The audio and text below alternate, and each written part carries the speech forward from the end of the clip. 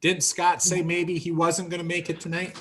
Yeah, Scott I think he Scott did. said, yeah, he may be, you're right. He may be late. He may be a little late today. So if we've got everybody else, we can get rolling. And it's always harder for me to count, especially when we've got other folks in here to it. I'm not missing anybody, am I? Yeah, he may be, you're right. No, you've got 8 now, and then we knew that Scott may not make it, I think. Scott would be 9. All right, so let's do that. Let's get started, and we will call the January 20, 2021 regular meeting of the Holland City Council to order. Very first item is the roll call. Kathy, would you please call the roll? And before you start that, council members, please remember to use your name and say attending by teleconference from wherever your location happens to be. And so Kathy, would you please call the roll? Bird. Present via telecom communications in Holland, Michigan. Peters. Present via telecom from Holland, Michigan. Garcia. Present via telecom from Holland, Michigan. Trethewey. Myron Trethewey, present via telecom from Holland, Michigan. Arnshorst. Nikki Arnshorst, present via teleconference from Holland, Michigan. Corbin.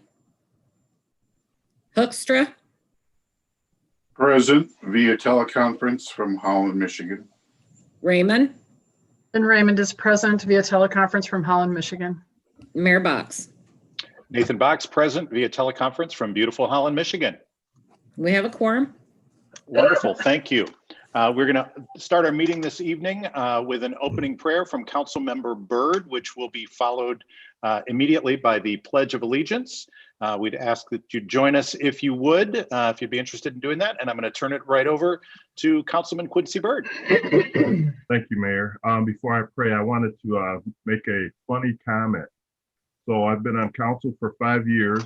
I never, when roll call is called, I never say here. I always say present.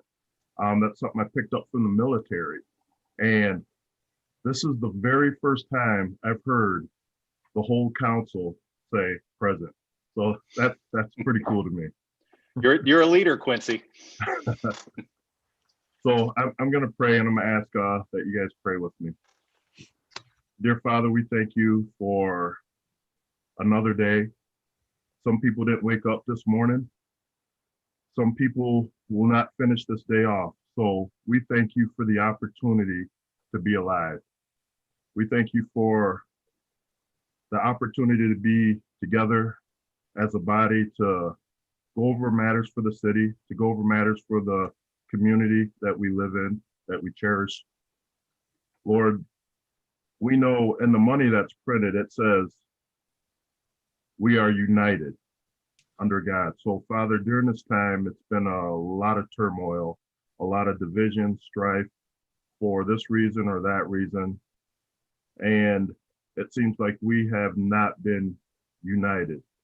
We are not the United States. So I pray for healing during this time. I pray for wisdom during this time, even at this level where we are at local government, that you would give us wisdom, you would give us ideas of how to bring together the community that we live in. And I would ask for wisdom for leaders at the state level and the federal level as well.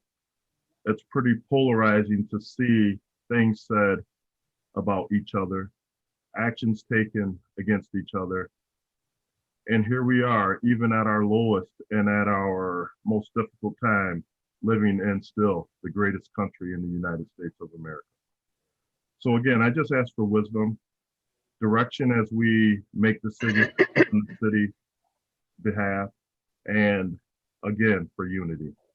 In Jesus' name I pray, amen. Amen. Amen.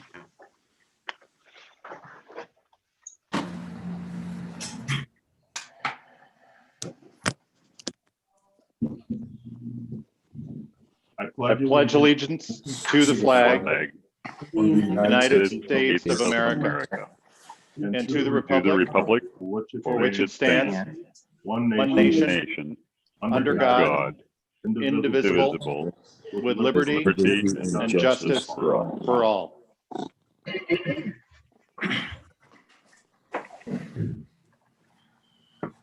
Thank you, Quincy. Next item are our consent agenda items. These are items that are considered to be relatively routine and have been previously reviewed by council members in the packet. And we generally act on all of these with one motion and one vote, unless a member of the audience or a member of the council asked to have an item removed from the consent agenda and placed onto the regular agenda.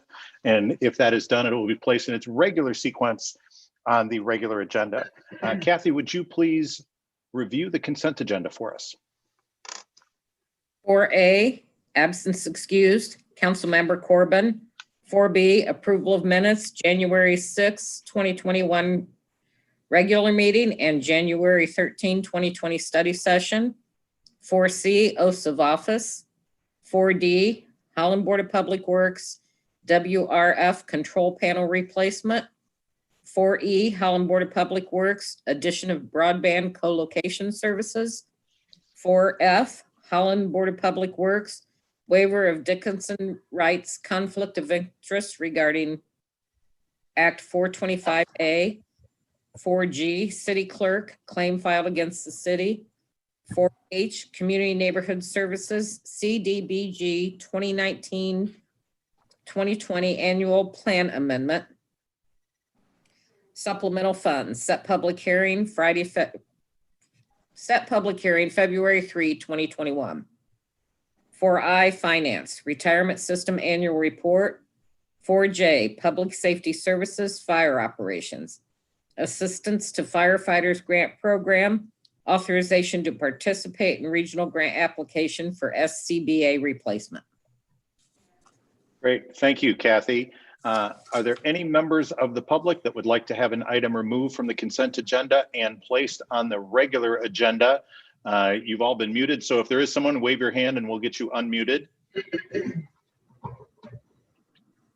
Seeing none, are there any members of council that would like to have an item removed from the consent agenda and placed on the regular agenda? Seeing none there, I would entertain a motion to approve the consent agenda as presented. Motion to adopt agenda as presented. Moved by Trethewey. Is there support? Support. Support by Peters. Any discussion? Kathy, would you please call the roll? Bird,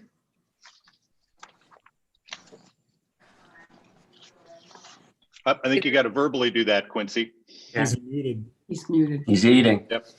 Yes. Peters, Yes. Garcia, Yes. Trethewey, Yes. Arnshorst, Yes. Hoekstra, Yes. Raymond, Yes. Mayor Box. Yes. Motion passes. Thank you, Kathy. Next item is item number 6, special presentations and recognitions from the mayor. Oh, excuse me, I skipped over number 5, public comment. This is an opportunity for the public to address the council. Any member of the public can do that during any of our public meetings as required by the Open Meetings Act. We do like to remind members of the public that this is one-way communication. This is your opportunity to speak to us, but we do not answer questions during this time. And also, we ask that you limit your comments to 5 minutes. Mr. Van Dyken will be keeping track of the time, and then once your 5 minutes runs out, he will mute your microphone at that point. We apologize. We don't have the light system here like we do in city council chambers, so you're going to have to be mindful of your own time. So are there any members of the public who would like to address council at this time? If so, raise your hand, wave your hand. We've got Don Triesenberg there, Matt. And Don, would you please state your name and address for the record? Sure, and I'm going to start my timer for 5 minutes right now. Good evening, council members. My name is Don Triesenberg, and I live at 29 East 6th Street in downtown Holland. Thank you for your service to our community and for this opportunity to speak to you now. The Holland Climate Collaborative offers 3 brief items for your consideration tonight. First, an invitation. This Friday at 12:30, Dr. Catherine Hayhoe is speaking on climate change as part of the Calvin January series. She is recognized internationally as a leading climate scientist, and she speaks also from the perspective of an evangelical Christian and a mother, just like so many of your constituents.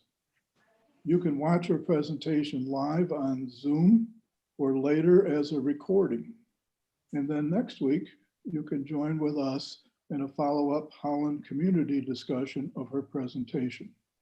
And check out all these details at our website, hollandclimatecollaborative.com. Second, some good news. As you know, recently the city switched to green electricity in its operations. The lights right there in council chambers tonight, for example, are carbon-free because the city purchases renewable energy credits, or RECs. Many of Holland's leading businesses and industrial places use RECs and carbon offsets to reduce their emissions also. On Monday of this week, your CEP strategic development team heard from experts about extending these tools throughout the community. Get this, cutting Holland's total emissions in half by 2030 for a much, much lower cost than you might think by taking advantage of economies of scale. I'd urge you to check out this presentation to your strategic development team. I assume it's available on the city's website. Finally, a question. We're wondering about emails that we know people are sending to council about climate change, urging stronger greenhouse gas reduction goals. At the Collaborative, we have sent notes of thanks to at least 50 people who we know have taken the time and the initiative to provide their input to you. Our question is this: what should we tell these people when they say to us, but you know, I didn't get a response? Do they really read the emails we send them? On behalf of the Holland Climate Collaborative, thank you again for listening tonight, and thank you again for your service to the community. Thank you, Don. Is there anyone else who would like to address council at this time? If so, wave your hand so we can get you unmuted. Seeing none, I will close the public comment period. Next item is item number 6, special presentations and recognitions from the mayor or council or city manager. And the first has to do with Civic Center Place, a lantern for the downtown community. Is it the American Architects Association Grand Rapids 2019 Honor Award and American Architects Association Michigan 2020 Building Award presentation by GMB Architects. Mr. Van Beek. Yes, thank you, Mayor and Council. And you probably will see a lot of additional faces and familiar faces to many of you. I'm going to hand this right off to Matt Van Dyken, though, because it is perfectly appropriate that he talks a little bit more about this and hands it off, because he was the guy that was the project manager and really had a lot of blood, sweat, and tears out there at the Civic Center. So, Matt, congratulations to you too, and I'm going to hand it off to you.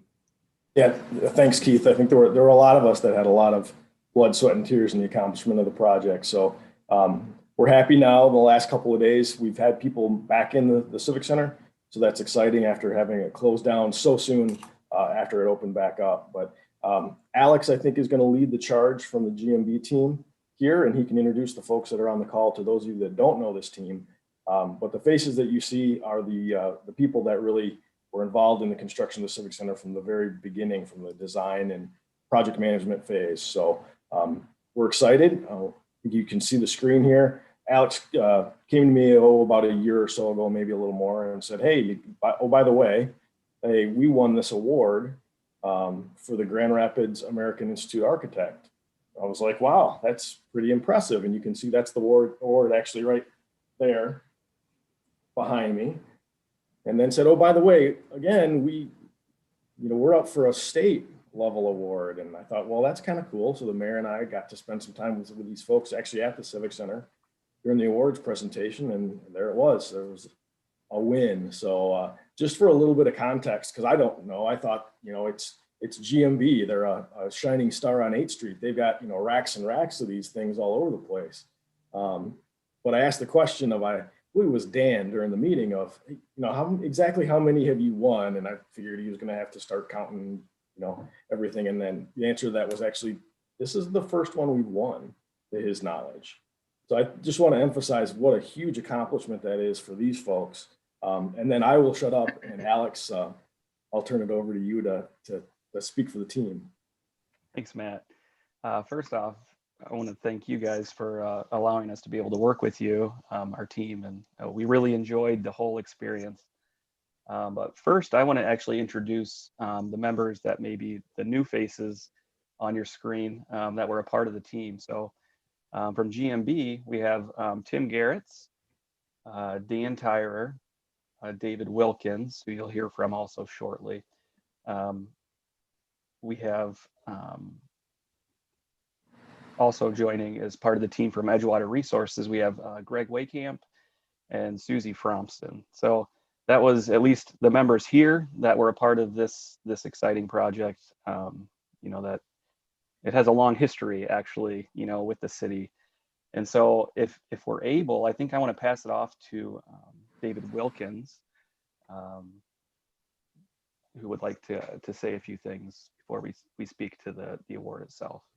Thank you, Alex. Alex is going to run through what the award means, as well as just reminding us of the guiding principles and some things that we went through with the project. But wow, what an honor, and thank you, Mayor Box and council members and several council members who remember several of the layers of the journey of this building. And what an amazing crossroads type of a building it is as a part of this community. And there's been so much dialogue as to what this new transformation could look like. And so I've been with GMB for 26 years, and this project has been a part of our conversation, our office, and in different ways all of those years. And so I'm just thrilled, so thrilled that this has been awarded this level of design honor at a state level, because it is speaking to community development. It's speaking to the importance of what you value, what we all value as a part of our Holland community, and the deep level of planning that has gone into the city. And so as this is one of these amazing initiatives, right, that has been a part of the city for so long, we're just honored that we're able to receive an award and from a design excellence to say, yes, community, well done for what you're doing. So with that, I'll turn it back to Alex. Thanks, David. So I have a statement we've prepared speaking to the award, the AIA a little bit on the project more specifically. One of the major reasons for joining the AIA is to promote the public awareness of architecture and architectural services. The awards program are an important part of that effort. The strength of the awards program lies in the diversity of our profession and the high quality of professionalism and dedication demonstrated by its members. The AIA Michigan Annual Awards Program is intended to encourage and promote excellence in architecture. Awards are presented to recognize individual accomplishments and bring to public attention outstanding examples of architectural services rendered by Michigan firms. GMB values AIA Design Awards because they represent excellence within our profession and bring recognition to the clients we serve, as well as our practice. The awards are especially gratifying because they are determined by a jury of peers.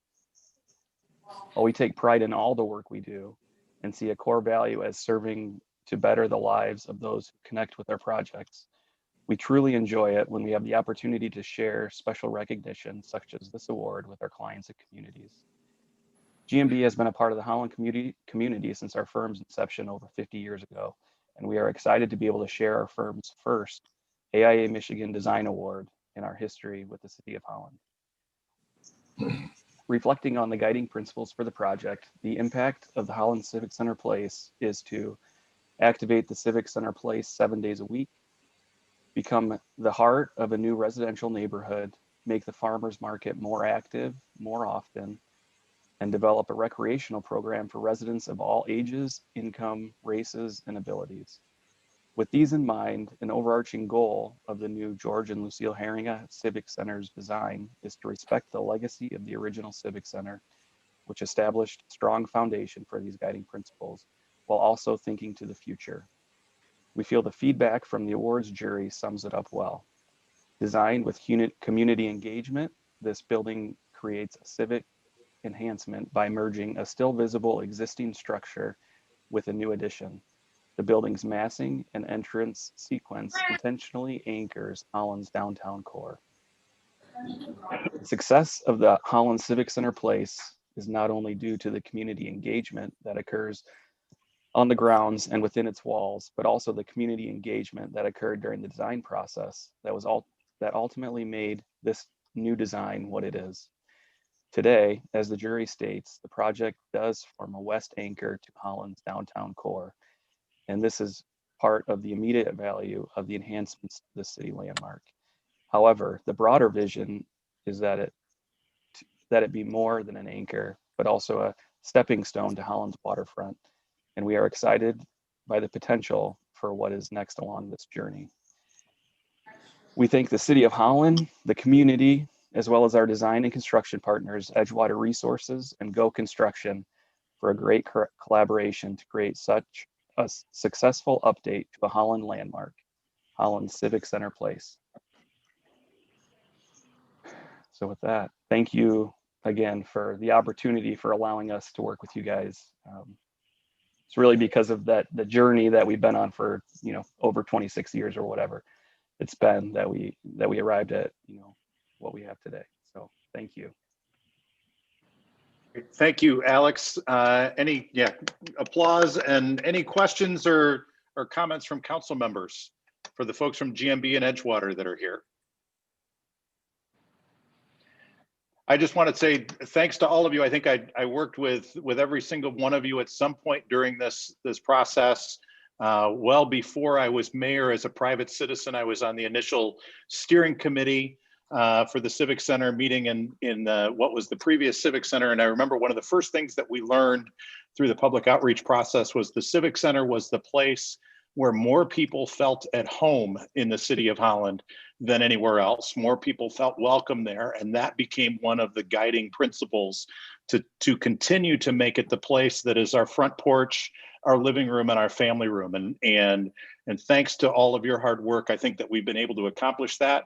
As Matt said, it's been a difficult year where we've been forced to have the doors closed, and it's wonderful to be able to get those doors back open again. And I think that the Civic Center's got a really bright future in Holland, and we're looking forward to those great days ahead. And thank you for allowing Matt and myself to be part of that awards evening and dinner. That was a great event. Thank you all for that. Appreciate it. Well, again, we Great. appreciate the time to be able to present. Great. Thank you, guys. The next item, this is the evening for awards. We've got the Social Justice Awards. Mr. Van Beek. Yes, thank you, Mayor and Council. So you will all know that quite often when we do this, as I've learned the last couple of years, that we have a reception and we usually have a lot of guests that come join us. And obviously, only a few of us are at City Hall right now, and doing a big gathering and a big reception is just not possible. So similar to what we did last week for all of you with making our we're at City Hall right now, and doing a big gathering and a big reception is just not possible. So similar to what we did last week for all. That was pretty impressive. What was that? There was like a loop or something going on there. Without further ado, with the lead-in, Matt has a video that I think walks through. I'm just going to let you know that it's a video of all of the presentations and the recipients. So just buckle in a little bit.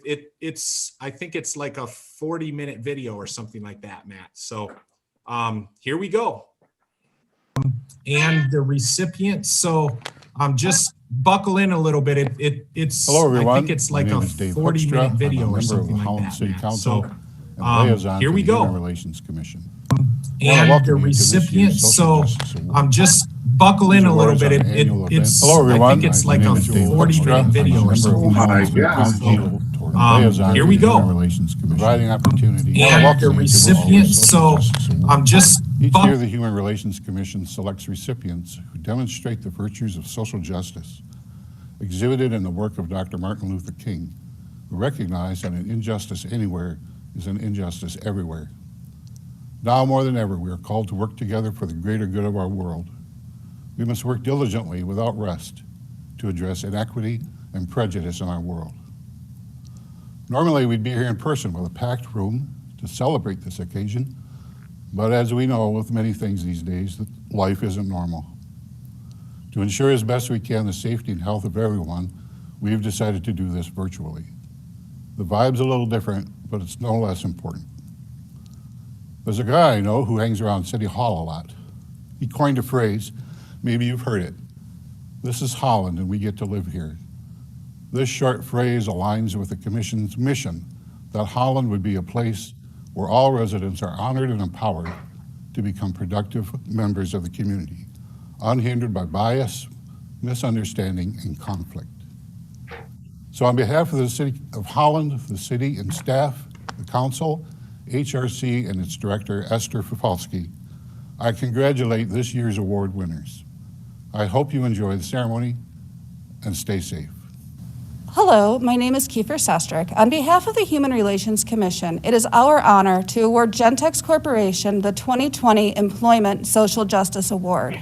On December 7, Gentex announced a pilot program to add 3 Spanish-speaking OEC final assembly lines. To further support this program, Gentex developed Spanish language materials for recruiting, orientation, onboarding, and training. Creating an inclusive environment provides opportunities for Spanish-speaking residents in our community. This demonstrates the positive cross-functional impact of individual well-being to corporate success and serving well within our local economy, where we so often hear we can't find enough workers. Gentex diversity, equity, and inclusion is an integral part of leadership initiatives and embedded into Gentex culture. These initiatives are supported by the Gentex DE&I Council, which implements diversity programs, supports training, and spreads awareness throughout this world-class organization. On behalf of the City of Holland and the Human Relations Commission, thank you. Good morning. I'm Scott Ryan, Vice President and General Counsel at Gentex Corporation. On behalf of our organization, I'd like to thank the City of Holland and the Human Relations Commission for this 2020 Social Justice Award. This past year was obviously challenging for employers and employees alike. Early on in the pandemic, there was a lot of discussion about what industries were essential, and more specifically, which type of workers were essential. At Gentex, we believe all of our team members are essential, no matter their function, no matter their title. Everyone is a critical component to our success. Although we're a technology company, Gentex, at our core, remains a manufacturer. Our operations team is our central nervous system. So when the global economies began to reopen this past summer and sales began to rebound, we found ourselves needing to think creatively about our growing staffing needs. Concurrently, under the direction of Joe Matthews, our corporate diversity officer, who unfortunately couldn't be here today, Gentex has had a growing commitment to creating and sustaining a diverse and inclusive workforce in ways that make a difference to individuals, our business, and the community. The idea to establish Spanish-speaking assembly lines is at the intersection of all of these considerations. It allows Gentex to reach out to another segment of the workforce, while at the same time welcoming additional diversity to the growing Gentex team. Also, in typical Gentex fashion, this was a collaborative team effort with people from different areas of the company and different backgrounds and experiences. I want to recognize and thank each person that was able to attend today. And this is the small team that started and believed in this initiative. Rosa Estrada, Fran Bouchard, Dan Cantanilla, Zoe Martinez, and Seth Bushhouse. Like most initiatives at Gentex, this idea started with a small group and grew to include many others in the company. And it's our hope that this continues to grow even bigger within the company and the community. We have a lot of work yet to do to make this program successful and as big as we believe it can be. And we're committed to applying the vast resources of Gentex to this and all of our diversity, equality, and inclusion activities. So on behalf of everyone at Gentex, thank you once again for this award and for the Commission's ongoing work to advocate for our citizens so that all residents feel honored and empowered within the community. Thank you. Hi, my name is Dr. Vicki Lynn Holmes, and it's my pleasure to be here for the Social Justice Awards. And on behalf of the Human Relations Commission, it's our honor to present the Government Community Relations and Social Justice Award to Sarah Van Tongeren, Reverend Jen Adams, Jeff Sorensen, and Out on the Lakeshore. We received several nominations for this organization, among other very worthy organizations. Dr. Martin Luther King said, "An injustice anywhere is a threat to justice everywhere." And you amplified his words in your efforts by perceiving an injustice and carrying the torch for change. We recognize your collective, concerted effort to lead and work with local government to pass the city's Non-Discrimination Ordinance. The ordinance ensures equal protections for all Holland residents, affirming that people cannot discriminate based on age, race, national origin, color, disability, education, familial status, sex, sexual orientation, gender expression, gender identity, height, marital status, religion, source of income, or weight in the domains of housing, employment, public service, and public accommodations. You are an example of what fortitude and collaboration between community members, stakeholders, and the City Council can do. Here are a few of the many efforts you led. You organized speakers who shared personal and professional accounts of lived discrimination.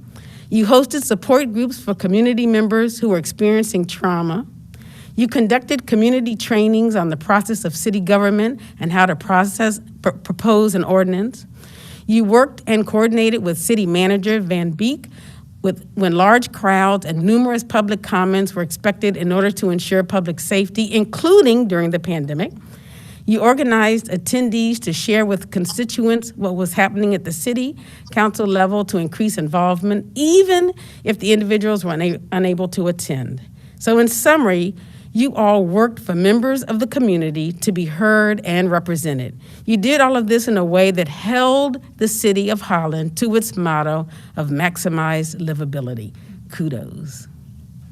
My name is Jeff Sorensen, and I'm the director at Out on the Lakeshore. And first, I'd like to say thank you to all that nominated Out on the Lakeshore, Reverend Jen Adams, Sarah Van Tongeren, and myself for this Social Justice Award.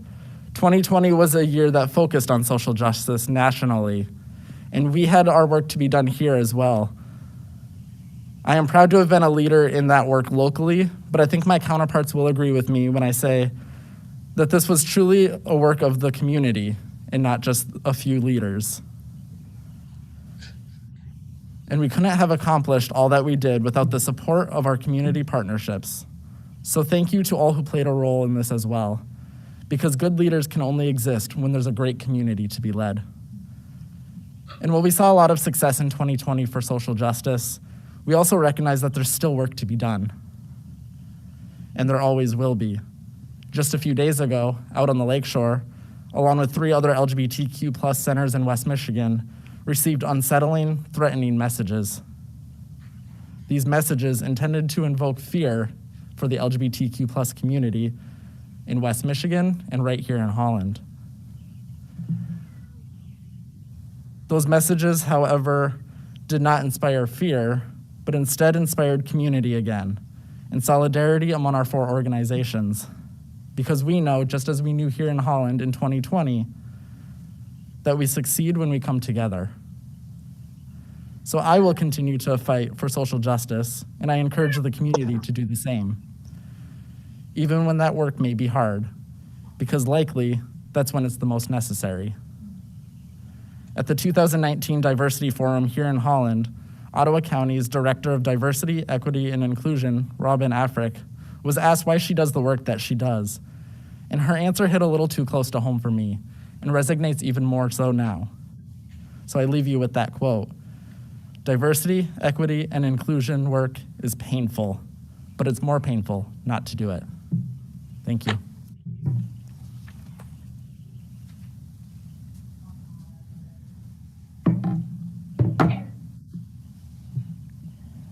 I am honored and grateful to receive this Social Justice Award alongside of Jeffrey Sorensen and Reverend Jen Adams. I accept this award not as an act of singularity, but as an act of solidarity alongside of community members in Holland that have historically been disregarded, feared, discriminated against, and even overlooked. This was not an event that occurred in one meeting or even in 1 year. It has taken our community 10 years to recognize that Holland is a diverse city and every member deserves to have equal rights and be protected citizens. It was through the courage and determination of many that were willing to speak out about injustices. It started with a letter of 35 mental health providers that signed and petitioned the city. It continued to the 70+ pastors who signed a statement of affirmation. And it was furthered by community members that were brave enough to face the council and share stories of discrimination, even while they were yet to be protected. My hope is that the change in the city's non-discrimination ordinance to acknowledge the full breadth of her own citizens will only be the beginning.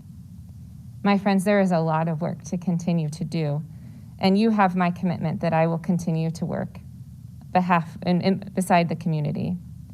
May this new non-discrimination ordinance be the baseline for the city to continue to work within the community, to provide not just protection for housing, employment, public accommodation, but may this begin the work of living here, of thriving here, one in which we're able to participate and we're afforded the life that this city can offer as equals. Thank you to Holland City Council and the Human Relations Commission for seeing us, not as adversaries, but as citizens wanting to live here, to be here, to thrive here. I can honestly say that I have never been prouder to call the city of Holland home.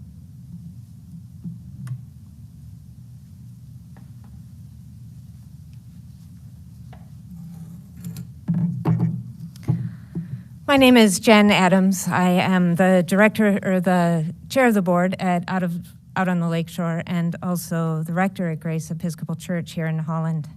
The first thing I want to say is thank you. And it's a big layered thank you. To Jeffrey, Sarah, to the board at Out on the Lakeshore, all the supporters of UDL and of Holland is Ready as well. Thank you to the hundreds and over time, thousands of people who stood, spoke, wrote, knelt, worked in support of this non-discrimination ordinance. Thank you to businesses, social service organizations, faith leaders, and others. All those who have hoped for over a decade that this city would claim to be a place of welcome, not only in word, but in concrete action. Thank you to the entire LGBTQ community and allies, many of whom left because they found welcome amidst genuine diversity other places, or because they were hurt along the way, threatened or actually forced from jobs or housing. It's in so many varieties of ways over more than 10 years. Thank you also to those who endured a very long final night of helping this ordinance pass. If there was anyone who doubted whether we needed this ordinance here, whether or not discrimination exists here, many of the things said, including blatant lies about LGBTQ people said that night, provided glaring proof. Thank you to city leaders, to Mayor Box and to City Council, to City Manager Van Beek, To Human Relations Director Fifelski and others who worked to make this ordinance solid, comprehensive, and who supported it as the right thing to do.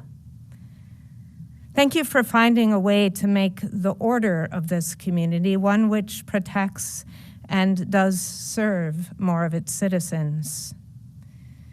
You took a big step in clarifying where we as a city stand with regard to diversity and inclusion and equity. You helped build accountability into the systems that we share. In passing this ordinance, you reflected the mission of this city to maximize livability for all its citizens. Thank you. And thank you to the Human Relations Commission for this award. We are extremely grateful.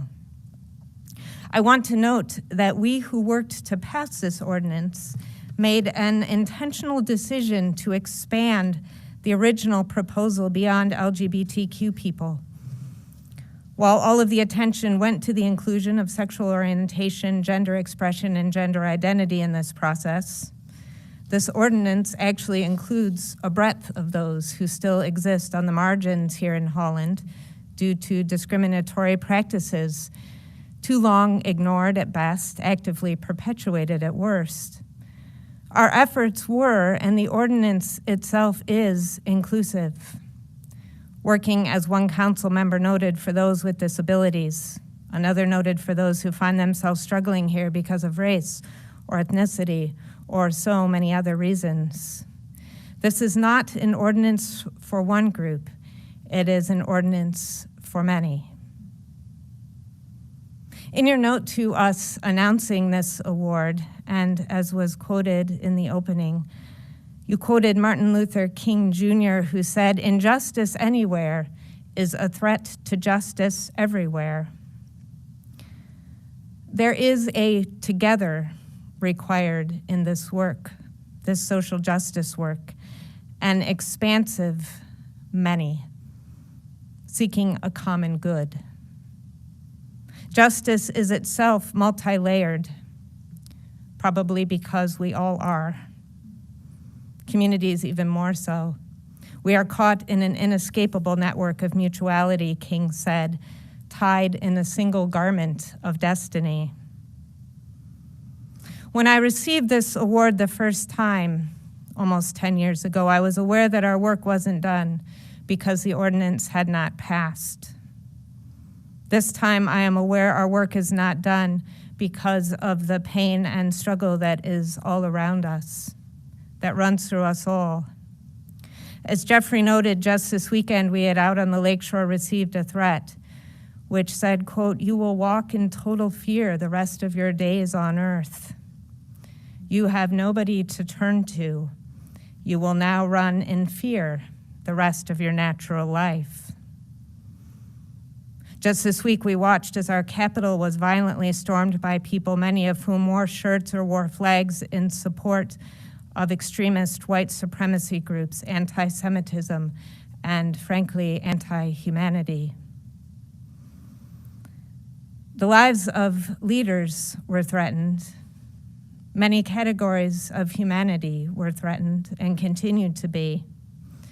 Our basic foundational means of establishing our ways of together are being threatened, and it will take all of us in resistance. Whatever affects one directly affects all directly, concluded King. He believed that the universe bends toward justice. So do I. It's why I do this work. It's why many of you who choose to serve in leadership roles do this work, for the basic cause of making this world a better, safer, more just place for all people. While we pause to celebrate this award, and it's important that we do, and while we take this moment to offer our genuine and deep thanks, it's done in the midst of work that continues as we help this universe bend.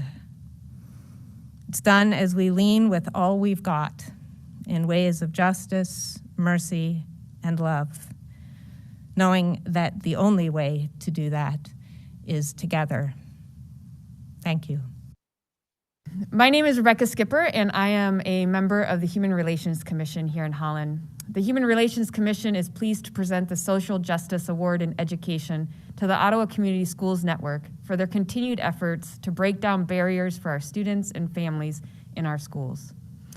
Here representing Ottawa Community Schools Network is their director, Carolyn Geist, and their assistant director, Angela Dersham. Ottawa Community Schools Network serves in 6 different districts in Ottawa County and has 11 community school coordinators in our area schools. Here in Holland, Ottawa Community Schools Network has placed 3 community school coordinators in Holland Middle School, Jefferson Elementary, and most recently at Holland High School. The important work these coordinators do cannot be overstated. They break down barriers for families and students to access the resources they need for emotional, physical, and academic support. The Human Relations Commission recognizes the importance of this work in creating equal and equitable opportunities for our students in our schools. So thank you for your work and for continuing to invest in the lives of our students and their families. On behalf of Ottawa Community Schools Network, I'm honored to accept this special award. Thank you so much. And thank you, Becca and Opportunity Thrive, for the nomination. Angela Dersham, my assistant director, and I want to acknowledge the OCSN community school coordinators, who are the ones working tirelessly day in and day out in their schools, ensuring that students have access to equal opportunities to learn and succeed. They are the catalyst for this work and are the bridge and liaison between families, students, school staff, and the community. The Ottawa Community Schools Network, OCSN, is truly a collaborative effort. The Ottawa Area ISD, Community Mental Health, United Way, local school districts, as well as many other invaluable and dedicated community partners have come together to make the vision of community schools in Ottawa County a reality. At the heart of OCSN and the community school model is the belief that each and every student should have the opportunity to work hard and use their talents to succeed at school. It is a strategy towards achieving educational equity in our county. The barriers facing many of our students are significant and recurring. These include not having enough food, unaddressed health issues, unemployed parents, exposure to trauma, lack of access to essential services, and the list goes on. These barriers are not only life barriers, they also directly affect students' success and their ability to achieve at school. Our approach recognizes that the responsibility for student success is not the job of a single individual, organization, program, or school. Rather, it is a collaborative and holistic partnership between the school and other community resources that leads to improved student learning, stronger families, and healthier communities. Thank you again for this recognition and award. What OCSN has been able to accomplish in these last 3.5 years is because of community partners who care about the marginalized and underserved students and families within our community. I am thankful to be a part of this work and looking forward to continuing to pursue a more just and equitable future in Holland alongside you all. Hi, I'm Lynn Raymond, Director of the Lakeshore Housing Alliance and Council Member for the City of Holland. I'm proud to present the 2020 Social Justice Award for Housing to Good Samaritan Ministries, Legal Aid of West Michigan, and the 58th District Court for their efforts in creating the Ottawa County Eviction Diversion Program. As the COVID-19 pandemic impacted our community, what these 3 organizations came together to address was an anticipated, unprecedented increase in evictions. They worked collaboratively to provide financial and legal support to those facing eviction as a result of the pandemic. Together, they provided the best outcomes for both tenants and landlords. Space was set aside in the Holland, Hudsonville, and Grand Haven courthouses for Good Sam and legal aid to work directly with clients while maintaining social distance. When necessary, virtual meetings were established.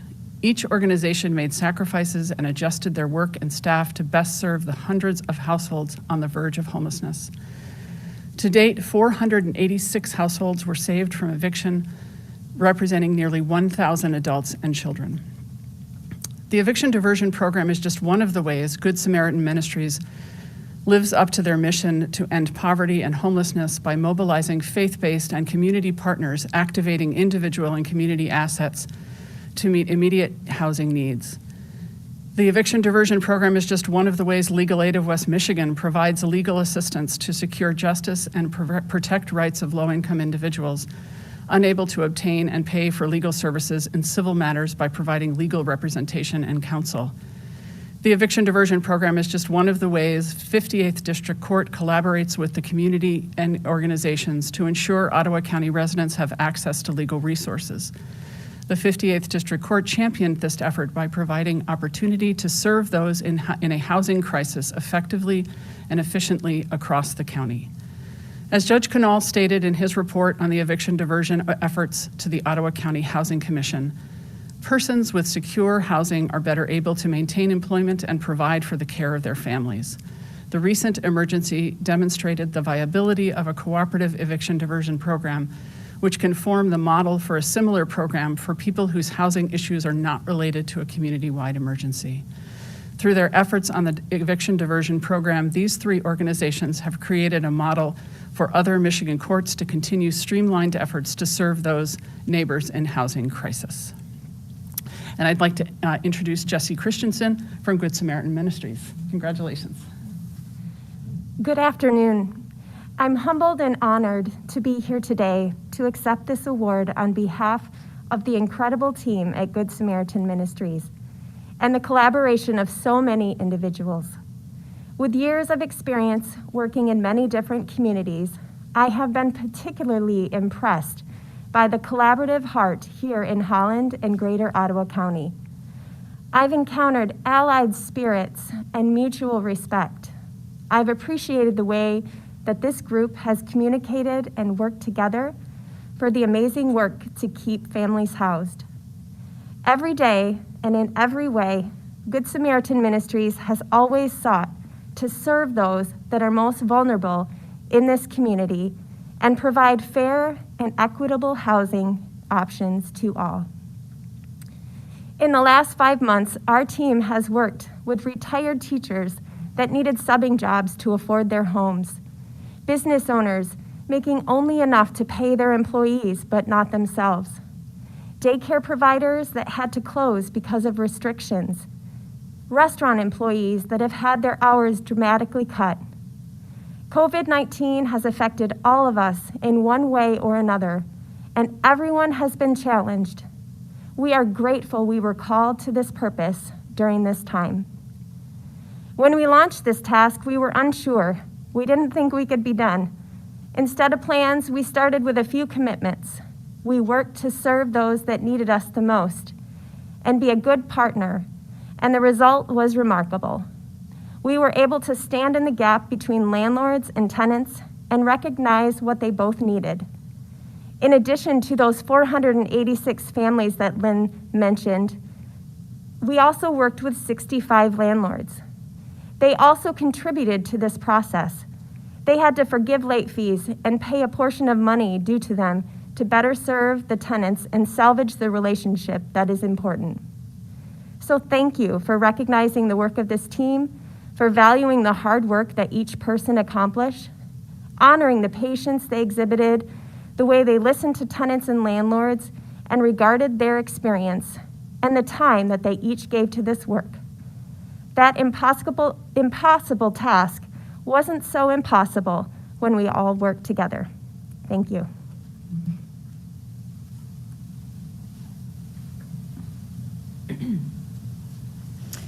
I am Dolores Tracy. I'm the managing attorney at Legal Aid of Western Michigan here in Holland.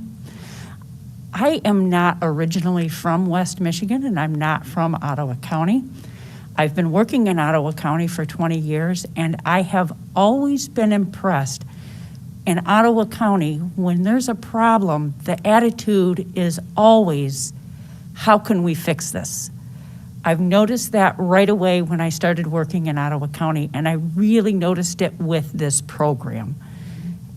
It's never a complaint about this is too much or who else caused the problem. It's always, let's get together and find a solution. And that's really what happened with this program.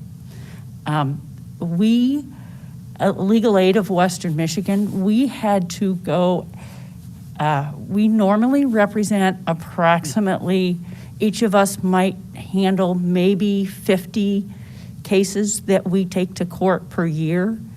This year, all of our attorneys went from doing 40 to 50 cases a year to doing 60 cases, each and every one of us, within 5 months.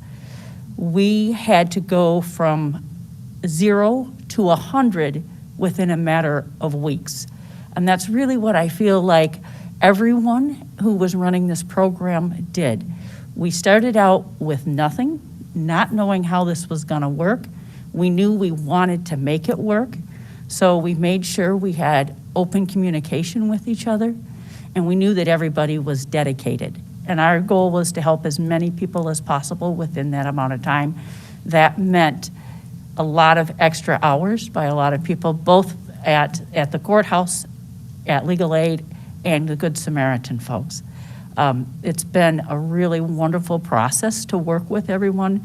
And at Legal Aid, it's always been our mission to help folks who are facing a legal struggle. So we're so thankful to be able to help these families, which so much need housing stability, for us to be able to reach out to them and to provide this service to them. Thank you. Hello, I'm Brad Canal, judge at the 58th District Court, and I just want to echo what the other people have said here. I could spend many minutes or hours explaining exactly how the program worked, but I would prefer to simply explain why the program worked. And it's not something that I would have predicted would work well. We were dealing with various levels of orders and rules coming from the federal government at the executive level, coming from Congress through the CARES Act, at the state level through the governor's emergency orders, the state court administrator's office, and then of course at the local level regulating access to our courts. So with that overlay, it would have been easy to get hung up in the various rules that each agency was providing us to steer us through this. And it involved a streamlining process. And my job as a district judge was to oversee that process. Legal Aid streamlined the way that they interview people and make themselves eligible to assist people so that the persons who were coming to court could find out right away what their options were. And there were several options involving relief that would be available. Landlords had to be persuaded that it was in their best interest to participate in the program, and they bought into it early. There was original skepticism, but they found that it was working and that we were able to process a really large number of cases, because you have to remember that as of late March, our operations were essentially shut down. We couldn't process new summary proceedings. We couldn't adjudicate summary proceedings in process. We couldn't issue eviction orders, and we couldn't enforce the eviction orders that had been entered. And there was a lot of anxiety, both from the tenants who had lost their stream of income and from the landlords who had lost their stream of income. We tried to keep everyone on board. Legal Aid participated with us in meetings with the landlords' lawyers, so they would know what was going to happen. And then when the eviction diversion program came about, it was a matter of taking the rules, making them work for us, recognizing the urgency of the situation, and getting through the process as quickly as possible, dealing with a huge backlog of cases as well as new cases that were pouring in.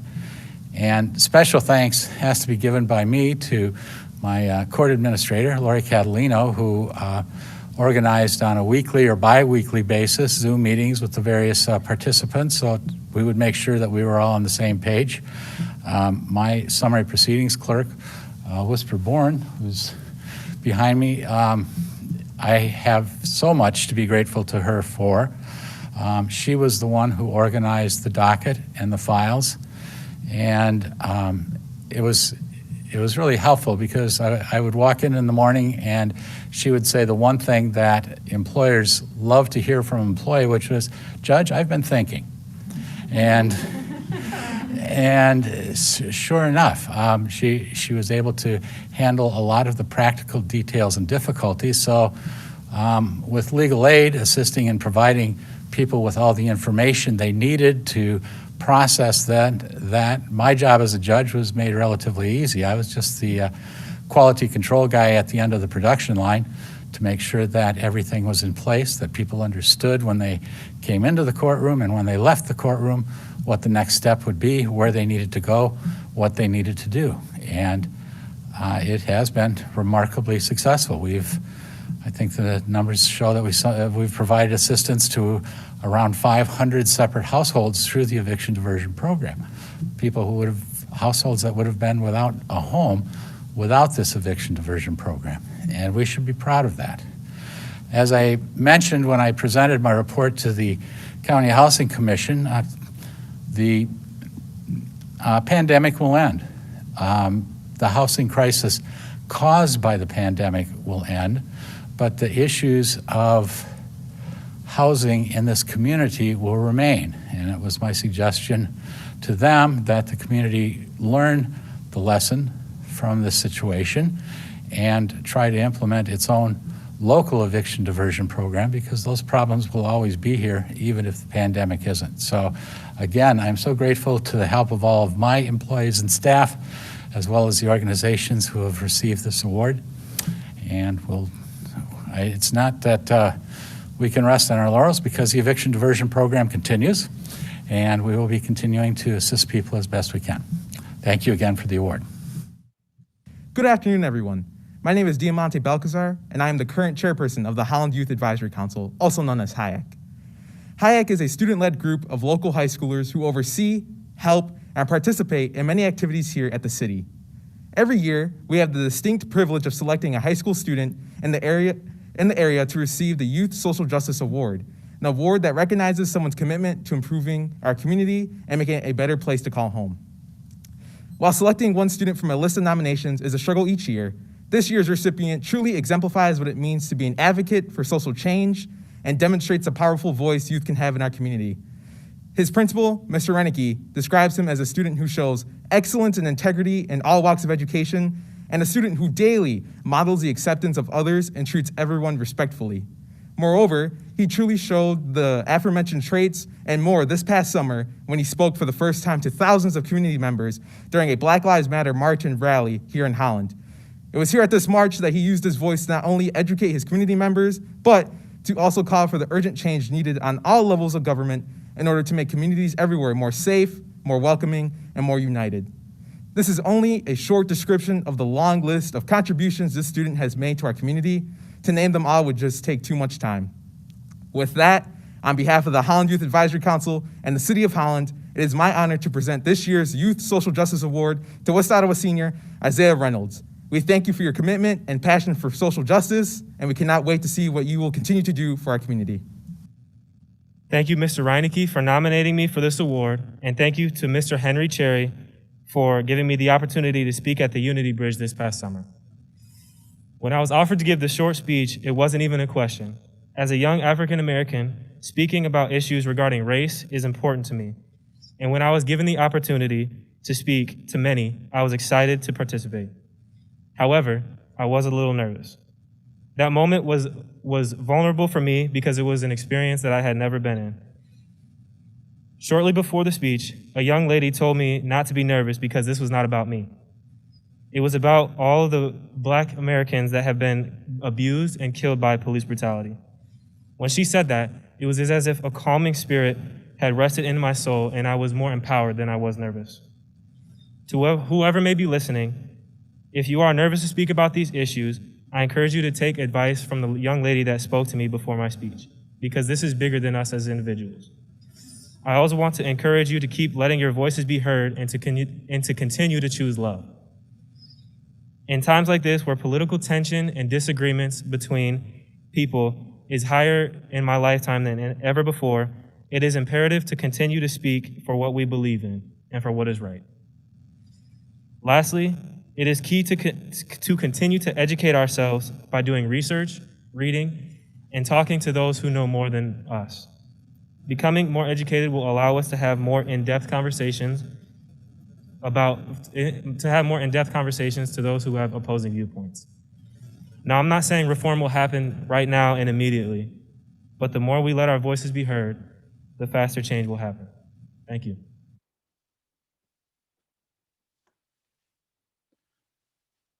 And Matt, I'm going to give you the opportunity to get everybody unmuted while we transition into the next part of the meeting. But just on behalf of council, great to see so many familiar faces in the Social Justice Awards this year and every year. And we've got great people doing good work for the people of Holland, Michigan. So we appreciate that. Thanks, Dave, and thanks, Lynn, two presenters there as well.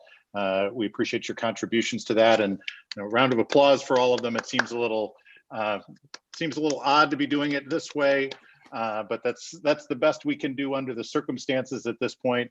And Dave, I saw that you had shared that video on social media before. Is that video out and available for us to be able to share as well, or should we just pull it up? I think you had it from YouTube, Dave. Yeah, I got the link from an email that went out. I can send it to all of you too. Great, I'd appreciate that. Thank you, Dave. Yeah.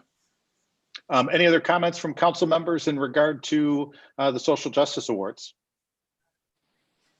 This is a Yeah, format Dave. that works, isn't it? I'm sorry, Nikki, could you repeat that? This video format works. I did kind of like it. I'd love to be in the same room with them, but it was kind of nice to see the video this year as well. Dave, you had a comment. Yeah, I don't think anybody really knew ahead of time how well it was going to work, but I'm pleased that it had the impact that it has. I just wanted to ruminate a little bit after so many years of watching these awards being handed out, and with very few repeat recipients. It strikes me that, you know, we there's a few that'll get the award every year, but you got to know that it's the tip of the iceberg of what's actually going on in this community of so many people doing a lot of good stuff. And it's just good to have an opportunity to be, first of all, be exposed to it, be reminded of it, and also have an opportunity to hear the stories and a chance to just be appreciative of the stuff that's going on. So it was cool. It was really cool. Great. Thank you, Dave. Anyone else? All right, then. Next item on the agenda, item number 9, written petitions and communications. We have set up in this age of COVID a special email address, publiccomment@cityofholland.com, to provide the residents of the City of Holland the opportunity to be able to communicate with council. We did have one member speak to us through the Zoom meeting this week as well. We do read all of those emails. Oftentimes the volume of emails that we receive is much more than we would be able to answer personally, each and every one of them. And also, as we said in the regular public comment period, this is one-way communication. This is a way for the people of Holland to be able to communicate with us, but not necessarily to engage in a conversation or a dialogue with them. But we've received 2 e-comments in regard to energy this year, and I would entertain a motion to accept those into the record. We'll move. Support. Moved by Byrd, support by Trethewey. Any discussion? And Kathy, let's do a roll call on that because we're in a video conference. Peters. Muted. Jay's muted there. Peters. Yes. Yes. Garcia. Yes. Trethewey. Yes. Arnshorst. Yes. Hoekstra. Yes. Raymond. Yes. Byrd. Yes. Mayor Box.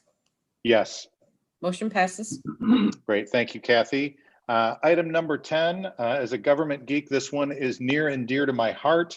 The ordinance to adopt the recodification of the ordinance codes. I don't think that there could be anything more government geeky than that. Mr. Van Beek. You know, like, I don't know if I can follow that up, but yes, I mean, this is exciting stuff. Would you like me, Mayor and Council, to go into a long description of this? Oh, yeah. In preparation, and then I could hand it off to Ron, who could go into a longer description of this if you would like. I almost fell asleep just reading the title, so. Maybe another day. Okay. Special meeting. No, it Is that is an the important process. So certainly can provide more if you want, but otherwise you do have a recommendation in front of you. All right. What is the pleasure of council in regard to the recommendation from staff on this item? Move we approve. Moved by Peters. Is there support? Support. Support by Raymond. Did I hear that correctly, Lynn? No, I did not. Sure. Sure. All right. Moved by Peters. I think I was the support by only one who Raymond. didn't say anything. Any discussion? Kathy, would you please call the roll? Garcia, Yes.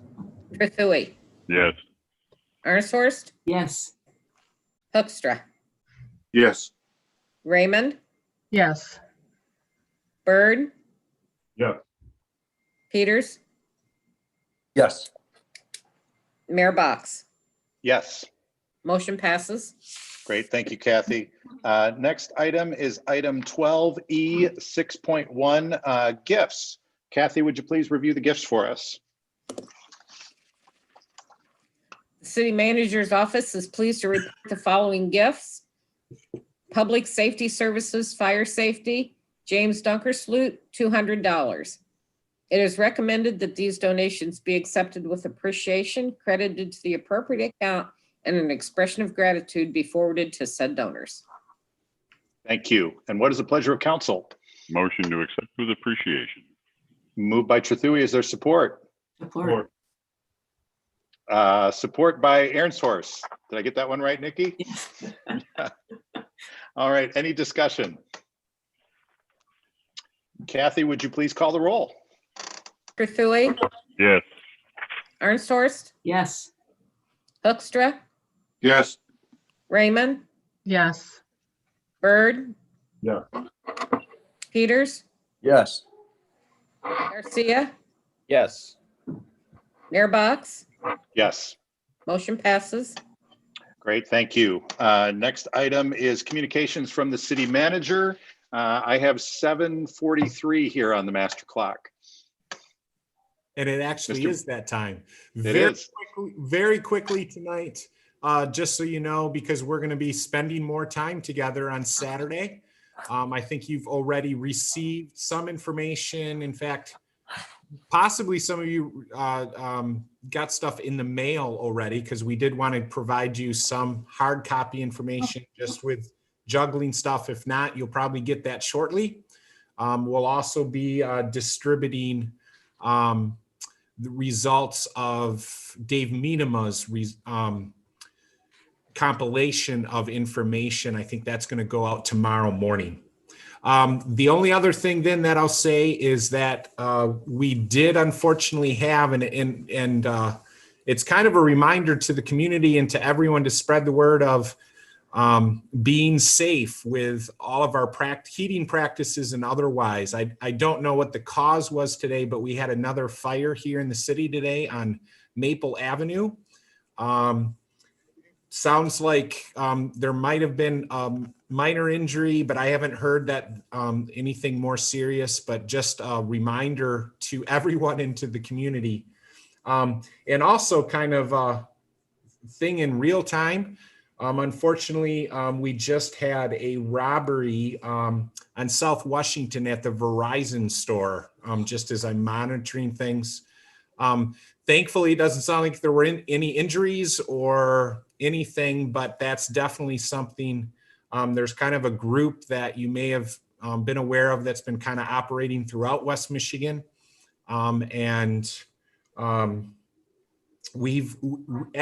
were one of the few departments that was successful right before Christmas in picking up some of those offenders. But so just an update, you'll probably hear that in the news here soon, but real-time update from your city manager through the chief.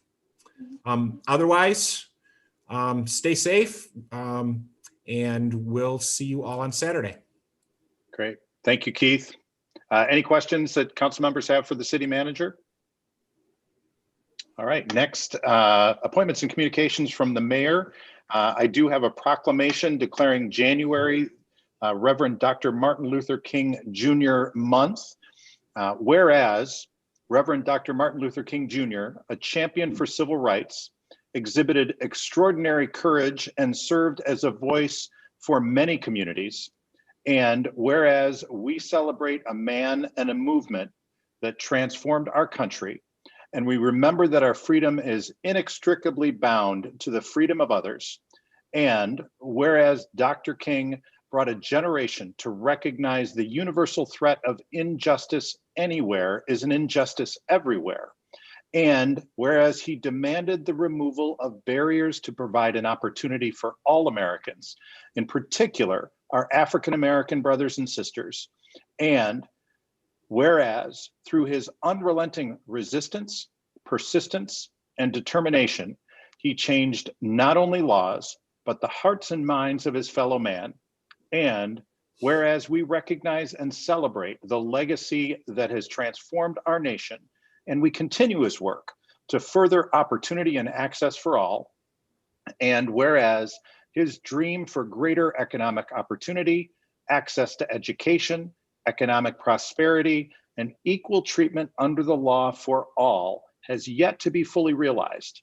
And whereas now more than ever, we must heed his teachings by embracing our convictions and bring goodness and goodwill to others. And whereas Dr. King taught us that the ultimate measure of a man is not where he stands in moments of convenience and comfort, but where he stands at times of challenge and controversy. And whereas in remembering Dr. King, we are committed to moving the pendulum of justice forward for all residents of Holland. Now, therefore, I, Nathan Box, Mayor of the City of Holland, Michigan, and members of the Holland City Council, proclaim the month of January to celebrate the work of Dr. Martin Luther King Jr. We invite the community to participate in programming recognizing Dr. Martin Luther King Jr. throughout our city, and to share in this annual tribute by learning and celebrating the generations of civil rights leaders and advocates who have influenced and enriched our world and local communities. Given under my hand and the seal of the City of Holland this 20th day of January 2021. Thank you all. Next item, communications, appointments, motions, communications from council members. Are there any motions or communications from council members? I do. Yes, Nikki. Yes, I would like to update you on the strategic development team. Don Triesenberg stole some of my thunder during public comment, so I cut my report. I have till 8:30, don't I? Yes, you do. As long as you want. Okay, anyhow, the SDT met this last Monday. And as you know, we are revisiting the community energy plan and researching energy and all its permutations. So our chair, Brian Peugeot, scheduled 2 speakers for us on the topic of carbon offsets and renewable energy credits from 2 companies. Ben Massey from Blue Source came and spoke, and Mike Trupas from Foresight Management, where Brian works. And I actually looked this up on the internet. Brian is president of Foresight, so that works out. It used to be Midwest Energy Group. So both outfits are very environmentally based, and they are focused on emission reduction. They're also conscious of being profitable and with return on investment. So that is a good fit for us. So they began with a history of, even 5 years ago, there wasn't much work or investing in renewable energy deals. And all of a sudden, this has picked up momentum, and the future is in renewables. And even, in fact, I just learned today, Mayor, there is a company, Rivian, in Normal, Illinois, that's building electric pickup trucks and SUVs. So there's all kinds of things going on, and they spoke about their respective businesses. We learned new vocabulary. We learned about offset markets and credits and how these are bought and sold, which led to a nice discussion. And this is kind of, I haven't had much to report on up to this point, but it feels like all of a sudden we are gaining momentum too. We've learned, and now we actually have something we can discuss. So with carbon offsets, and this may be part of what we, I mean, we already do some credits, RECs with the city and with BPW. So we discussed if this is our goal, do we buy these first, or do you work up to them and then buy them at the end if you can't meet your goals of, let's say, 10 metric tons per capita? So it was a good discussion. Simple solutions, of course, aren't so simple all the time. But what I would recommend for City Council, in case this team does recommend carbon offsets or RECs, renewable energy credits, I would recommend, we would all recommend that you as City Council members look at this video from Monday, January 18. And it's very interesting. The first part where we talk about last week's couple weeks minutes isn't very interesting, but the two people talking, it is very interesting. And it came to the point where okay, do you have any questions? And it's so new. It was like Tim Bodley talking, and you think you just barely understand, but you need to know this before you can discuss this when we bring our product before you. Our next meeting is Monday, February 1, and we are going to then move on to transportation, building compositions, and other areas regarding energy. So I'm excited. Great. Thank you, Nikki. Any other communications, appointments, motions from council members? Yes, Quincy. So pretty excited about the MLK Proclamation. My only issue with it is we're in the end of January and wish it could have been done on our first meeting in January. We have come a long ways as a society, as Black people, from when Martin Luther King was alive on this planet. I can use the same bathroom as all of my male colleagues.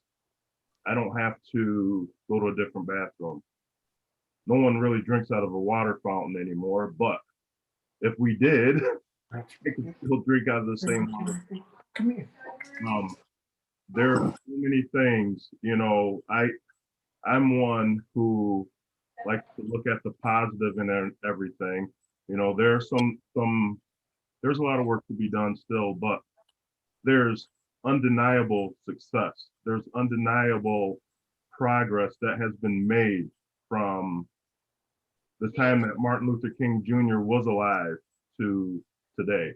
So I am pleasantly happy to see that this proclamation went through. And thank you for doing that. On another note, COVID. And here we are again with all of the gifts to the city during COVID. We had another gift today. I'm always baffled and blown away at this community to give. And during the time where things are tight and people are pinching pennies, here we are, people are still giving. So it just shows that we live in a one-of-a-kind community of people. And it's not really, yeah, geographically, there's something to say about it, any area, but in this community, it's the people that make a difference. So the city of, we live, again, in a very special community. And saying that, we have had some, Moogs is one of my favorite restaurants. Alpen Rose, I would sneak in there and get a dessert. I would hide that from my wife and everybody so I could eat it in peace. So for anybody who wants to know, cakes, cookies, and pies, they're my weakness. So there you go. My birthday's coming up. And so these are restaurants, and there's many more restaurants and small businesses that have felt the pain and to the point where they had to close their doors. And I'm saying all this to spur us on and to spur on the community that best we can support local, buy local, support the people who are in business in our community, because again, we live in a very special community, and I would love to see no more doors closed in our community. Well said, Quincy, and thank you for pointing that out about the proclamation as well. I have already made a note on my calendar for next year to make sure that that gets on the first meeting in January rather than a later meeting in January. I think that's a great idea. Thank you. Any other comments, communications from council members? Otherwise, I will entertain just one last motion for today. Motion to adjourn. Moved by Trethewey. Is there support? Support. Support by Peters. All those in favor say aye. Aye. Aye. Meeting is adjourned. We will see everyone at 8:30 a.m. sharp on Saturday morning. See you then. Thank you. See Yeah. you. Thank you.